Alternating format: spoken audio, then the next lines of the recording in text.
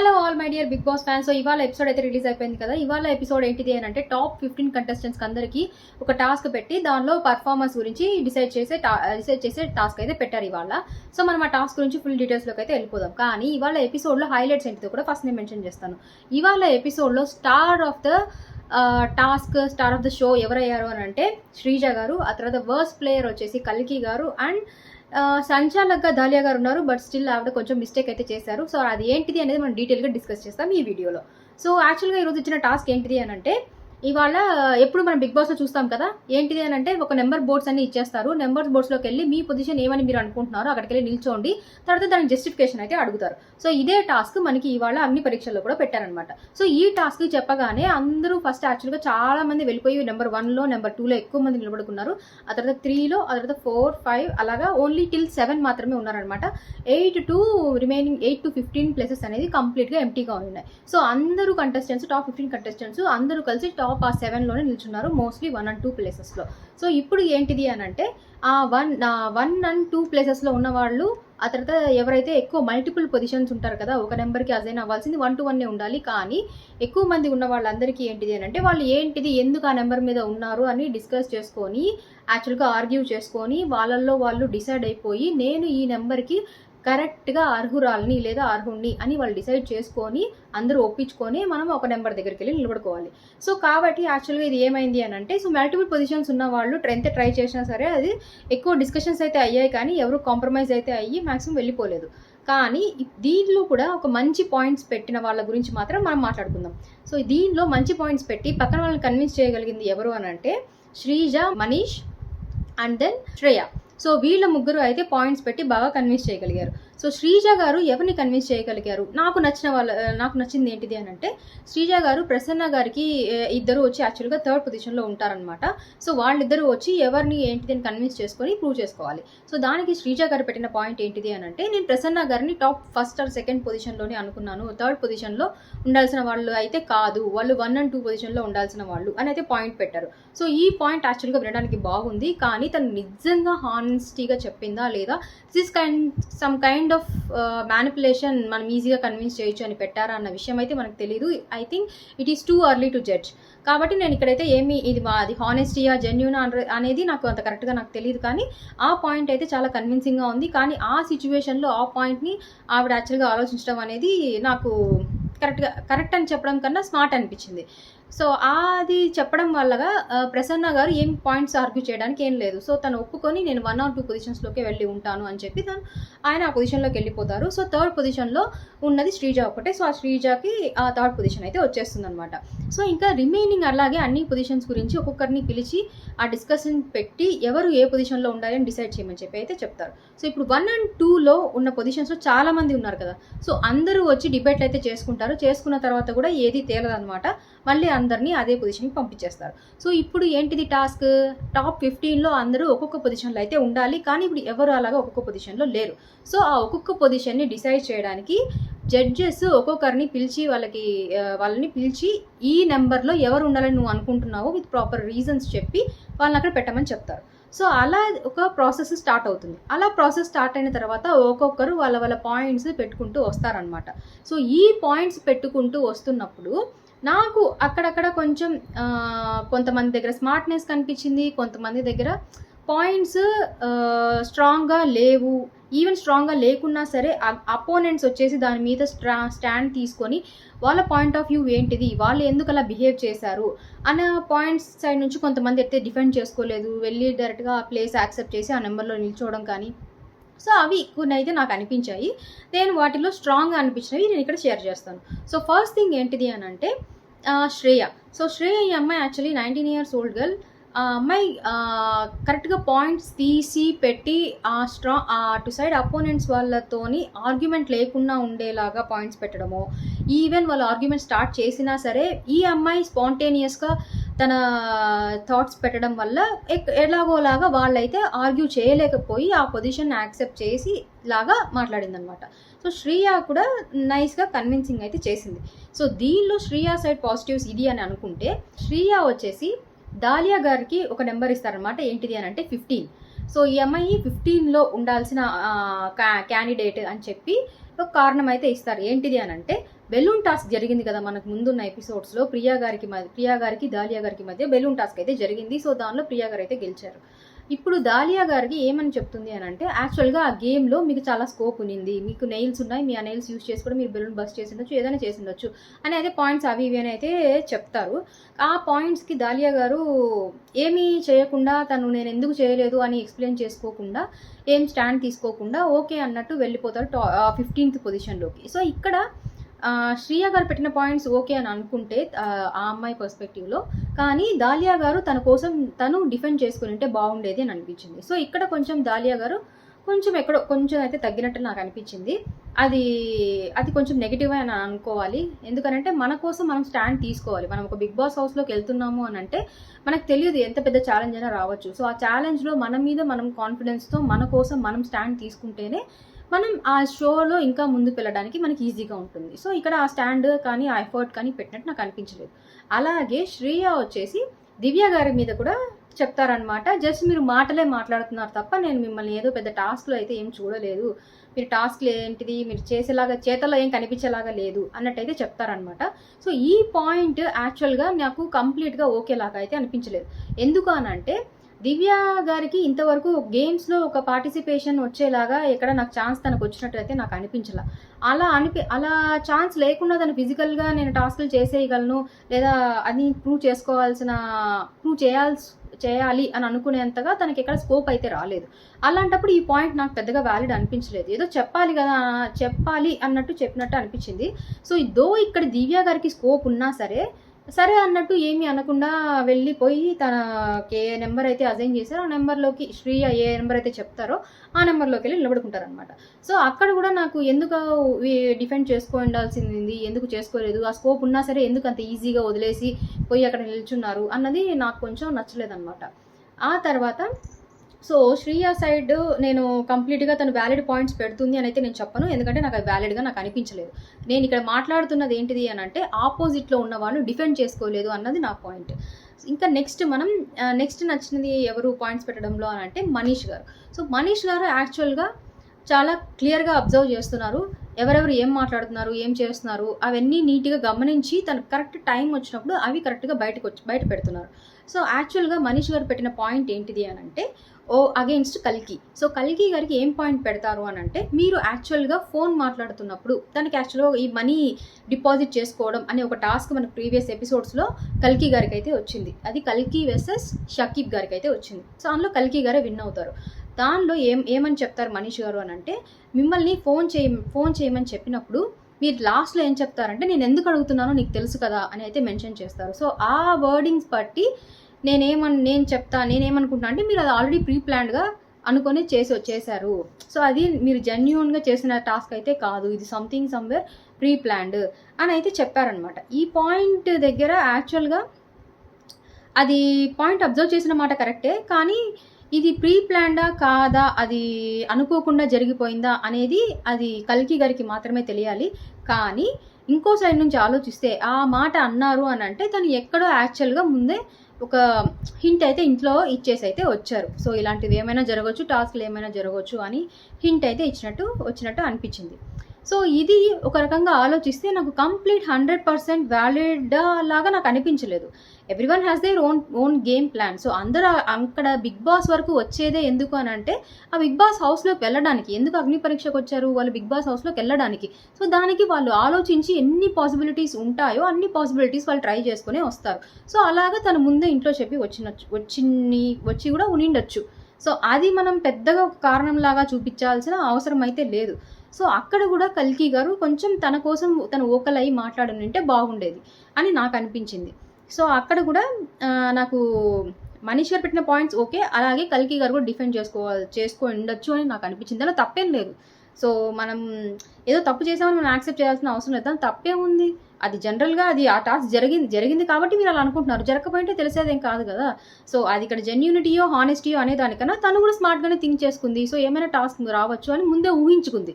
So అది దానిలో తప్పేం లేదు కదా. యాక్చువల్గా బిగ్ బాస్ కంటెస్టెంట్స్ మనం ముందు కూడా చూసుకున్నా కూడా అందరూ ఇక నెక్స్ట్ ఏం జరగబోతుంది అని ఆలోచించి దానికి రెడీగా ఉంటారు. సో తను కూడా తను ప్రిపేర్ చేసుకొని రెడీగా ఉంది. సో ఇది నాకు కల్కి సైడ్ నుంచి వ్యాలిడ్గా పెట్టాల్సిన పాయింట్ అని నాకు అనిపించింది. కానీ కల్కి గారు కూడా అక్కడ డిఫెండ్ చేసుకోకుండా అక్కడే వదిలేసినట్టు నాకు అనిపించింది.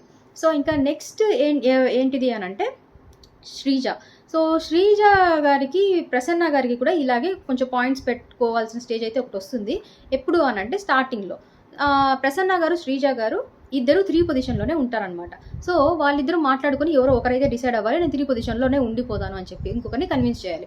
సో శ్రీజ గారు ప్రసన్న గారికి ఏం చెప్తారు అని అంటే, మిమ్మల్ని యాక్చువల్గా నేను 1 or 2 పొజిషన్లో అనుకున్నాను, మీరు 3కి యాక్చువల్గా అర్హులే కాదు, మీరు 1 or 2 పొజిషన్లోనే ఉండాలి అని అయితే పాయింట్ అయితే పెట్టారు.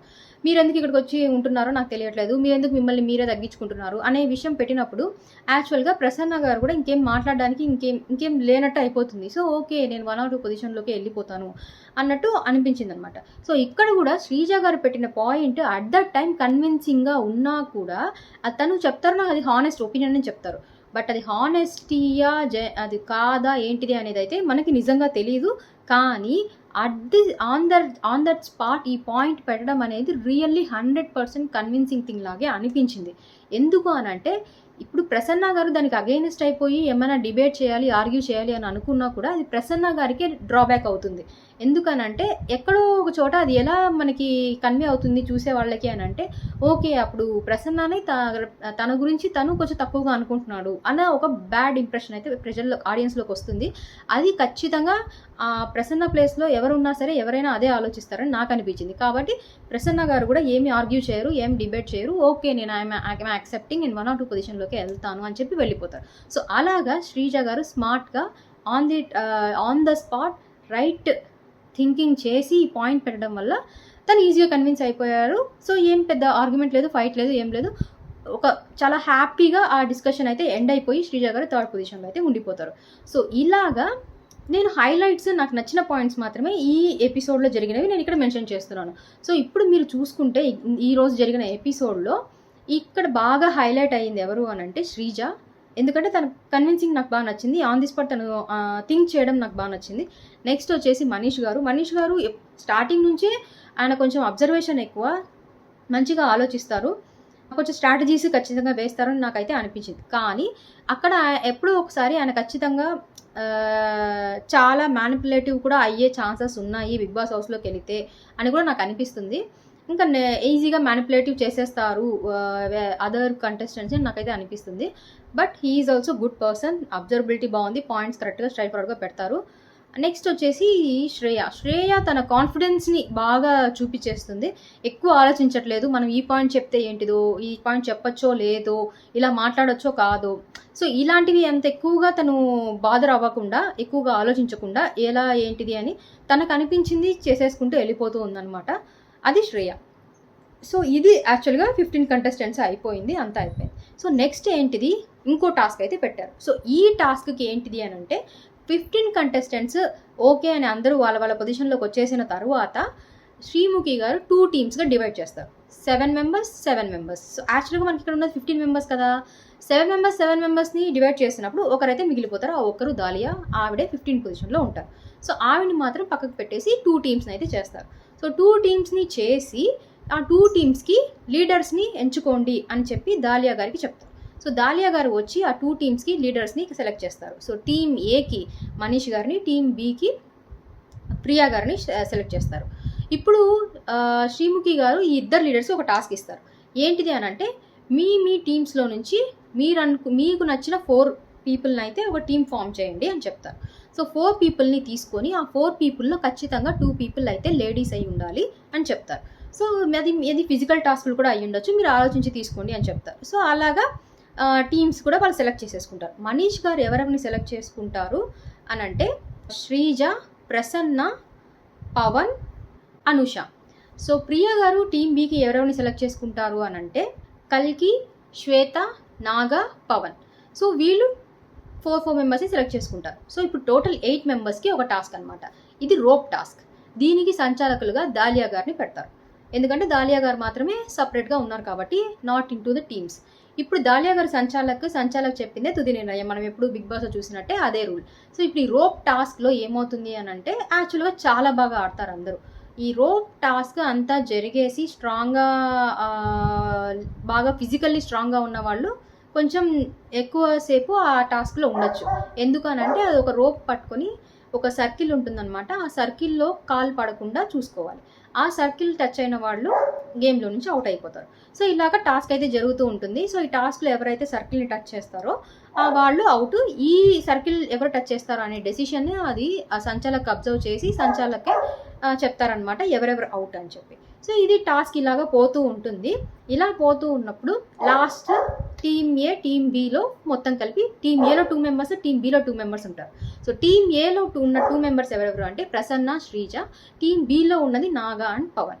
సో ఇప్పుడు ఇక్కడ ఏం జరుగుతుంది అని అంటే, సో ఇలాగా సర్కిల్లోకి రాకుండా చేయాలి అన్న ఒక టాస్క్ జరుగుతున్నప్పుడు శ్రీజ గారు యాక్చువల్గా తను కింద పడిపోయినప్పుడు కంటెస్టెంట్స్ ట్రై చేస్తారనమాట. తను ఆ సర్కిల్లో నుంచి క్రాస్ చేయించాలి అని. సో అలా జరుగుతున్నప్పుడు ప్రసన్న గారు యాక్చువల్గా సర్కిల్ మీద కూడా కాలు పెట్టారు. సో ప్రసన్న గారు అవుట్ అని చెప్పి దాలియా గారు డిక్లేర్ చేస్తారు. కానీ యాక్చువల్గా అక్కడ ఏం జరుగుతుంది అని అంటే, ప్రసన్న గారు అసలు సర్కిలే టచ్ చేయలేదు. ప్రసన్న గారు అసలు అవుటే అవ్వలేదన్నమాట. ఈవెన్ దో శ్రీముఖి గారు చెప్తారనమాట, ఇది అందరూ చూస్తున్నారు, మీ డెసిషన్ కరెక్టేనా? నా డెసిషన్ కరెక్టే అని దాలియా గారు అయితే చెప్తారు. అప్పుడు ప్రసన్న గారిని అవుట్ అని చెప్పి పంపించేస్తారు. సో ఇంకా అప్పుడు టీమ్ ఏలో ఉన్నది ఎవరు? శ్రీజ. సో శ్రీజ గారు మాత్రమే ఆ రోప్ టాస్క్ని ఆడతారనమాట. తను చాలానే ట్రై చేశారు, చాలా గట్టిగా ఆడారు కూడా. కొంచెం అది కింద కూడా పడ్డారు. సో గేమ్లో అవన్నీ ఓకే అన్నట్టు తను స్పోర్టివ్గానే తీసుకున్నారనమాట శ్రీజ. సో అప్పుడు ఆ గేమ్ అంతా అయిపోయేసరికి టీమ్ బి విన్ అవుతారనమాట. ఎందుకంటే టీమ్ ఏలో నుంచి ప్రసన్న గారు వెళ్ళిపోతారు అవుట్ అని సంచాలక్ గారు డిసైడ్ చేసేసరికి. ఆ తర్వాత శ్రీజ గారు కూడా అవుట్ అయిపోతారు, వచ్చేస్తారు. సో ఇప్పుడు టీమ్ బి మాత్రం మిగిలింది. ఎవరెవరు ఉన్నారు అని అంటే అక్కడ నాగా అండ్ పవన్ ఉంటారు. సో ఇప్పుడు టీమ్ బి విన్ అయింది కాబట్టి సో ఆ టీమ్ బి వాళ్ళకి ఒక అవకాశం ఉంటుందన్నమాట. ఏంటిది అని అంటే ఓట్ అపీల్ అవకాశం. సో ఓట్ అపీల్ అవకాశం అది టీమ్ లీడర్ అంటే ప్రియా గారైనా చేయొచ్చు, లేదా ప్రియా గారి ఇష్టంగా తను ఆ అవకాశాన్ని తన టీంలో ఉన్న వాళ్ళకు కూడా ఇవ్వచ్చు. సో ప్రియా గారు నేను నా టీం వాళ్ళే ఆడారు కాబట్టి ఎవరైతే ఆడారో వాళ్ళకే నేను ఆ అవకాశాన్ని ఇస్తాను అని చెప్పి ఆడిన వాళ్ళలో ఎవరు కొంచెం బెస్ట్ అని తనకు అనిపిస్తారో వాళ్ళకి ఇస్తారనమాట. అది పవన్. సో పవన్కి ఓట్ అపీల్ ఇస్తారనమాట. సో పవన్ గారు ఓట్ అపీల్ అయితే చేస్తారు. ఆ తర్వాత ఇప్పుడు ఈ దాలియా గారు సంచాలక్ గారు ఏ డెసిషన్ అయితే తీసుకున్నారో అది కరెక్టా కాదా అన్న ఒక టాక్ అయితే వస్తుంది. సో అప్పుడు చెప్తారనమాట, ప్రసన్న గారు యాక్చువల్గా నేను ఆ సర్కిల్ని టచ్ చేయలేదు అని స్ట్రాంగ్గా చెప్తారు. ఈవెన్ మనకి ఆ ఎపిసోడ్లో విజువల్స్లో కూడా చూపిస్తారు. ప్రసన్న గారు అయితే ఏం టచ్ చేయలేదు, అది సంచాలక్ గారు తీసుకున్న రాంగ్ డెసిషన్ లాగా అవుతుంది. సో దానికి కూడా కొంచెం డిస్కషన్ అయితే జరుగుతుంది. సో ఇలాగా ఈరోజు జరిగిన ఎపిసోడ్లో దాలియా గారు ఫెయిల్డ్ సంచాలక్ అనమాట. సో సంచాలక్గా తనైతే ఫెయిల్ అయ్యారు. సో ఇప్పుడు ఇది ఓవరాల్గా జరిగిన ఎపిసోడ్. ఈ ఎపిసోడ్లో స్టార్ పర్ఫార్మర్గా శ్రీజ.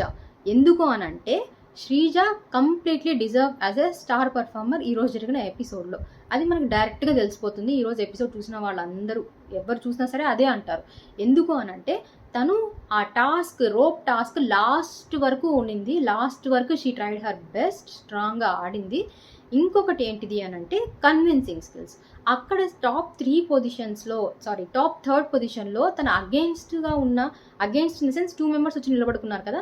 సో తన ఆపోజిట్ మెంబర్తో కన్విన్సింగ్గా మాట్లాడి కన్విన్స్ చేసి పంపించడం, అలాగే మిగతా వాళ్ళని కూడా కన్విన్స్ చేసి పంపించడం. ఆ కన్విన్సింగ్ అనేది చాలా ఈజీగా అయిపోయింది. సో తన దగ్గర అది ఎబిలిటీ అయితే ఉంది. సో ఇది 2 ఉండడం వల్ల ఇది గమనించి సో తనని star of the today's episode అయితే డిక్లేర్ చేస్తారు. ఇంకా వర్స్ట్ ప్లేయర్ ఎవరు అని అంటే కల్కి గారు. సో ఈవెన్ నేను ముందు చెప్పినట్టే తనకి స్కోప్ ఉన్నా సరే తన కోసం తను స్టాండ్ తీసుకొని మాట్లాడలేదన్నమాట కల్కి గారు.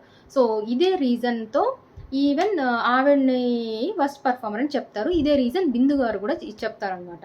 ఇప్పుడు ఇలాగా ఈరోజు జరిగిన ఎపిసోడ్లో శ్రీజ స్టార్ పర్ఫార్మర్, తనకు ఆ బ్యాడ్జ్ కూడా ఇచ్చేస్తారు. అలాగే కల్కి గారు వర్స్ట్ పర్ఫార్మర్ అండ్ దాలియా గారు సంచాలక్గా ఫెయిల్ అయ్యారు. సో ఇవి అన్నీ మనం మనసులో పెట్టుకొని వాళ్ళు ఒక్కొక్కరు ఎలా రియాక్ట్ అవుతున్నారు, ఎంతవరకు వ్యాలిడ్ పాయింట్స్ పెడుతున్నారు, ఎంతవరకు తను ఫిజికల్గాను ఎమోషనల్గాను స్ట్రాటజీస్ వేయడంలోను అబ్జర్వ్ చేయడంలోను ఆన్ ది స్పాట్ థింకింగ్ గాను ఎలా వాళ్ళు పర్ఫామ్ చేస్తున్నారు అన్నది ఈ టాస్క్లన్నీ చూస్తున్నప్పుడు మనకు ఒక ఐడియా వచ్చేస్తుంది. ఐడియా వచ్చినప్పుడు మనకు ఏమనిపిస్తుంది, ఒక పర్టికులర్ కంటెస్టెంట్ని మనం సపోర్ట్ చేయాలి అని అనిపిస్తుంది. సో ఆ కంటెస్టెంట్కి మనం సపోర్ట్ చేసి వాళ్ళని బిగ్ బాస్ హౌస్లో మనం చూడాలి అని అనుకుంటే మనం ఆడియన్స్గా వాళ్ళకి ఓట్ చేయొచ్చు. సో ఆ ఓటింగ్ లైన్స్ కూడా ఓపెన్లోనే ఉన్నాయి హాట్స్టార్ యాప్లో. సో అలాగా మీరు ఈ ఎపిసోడ్ చూసిన తర్వాత మీకు నచ్చిన వాళ్ళకి మీరు ఓట్ చేసి ఆ బిగ్ బాస్ వాళ్ళ ఇంట్లోకి అయితే మనం పంపించవచ్చు. సో గైస్, మీకు నచ్చిన కంటెస్టెంట్స్ ఎవరు ఈ ఎపిసోడ్ చూసిన తర్వాత అని చెప్పి కింద కమెంట్స్లో మెన్షన్ చేయండి. ఇలాంటి వీడియోస్, నా ఒపీనియన్స్ మీరు చూడాలి అని అనుకుంటే నా ఛానల్ని సబ్స్క్రైబ్ చేయండి, నా ఇన్స్టాగ్రామ్ అకౌంట్ని ఫాలో అవ్వండి. Until then, see you guys, bye.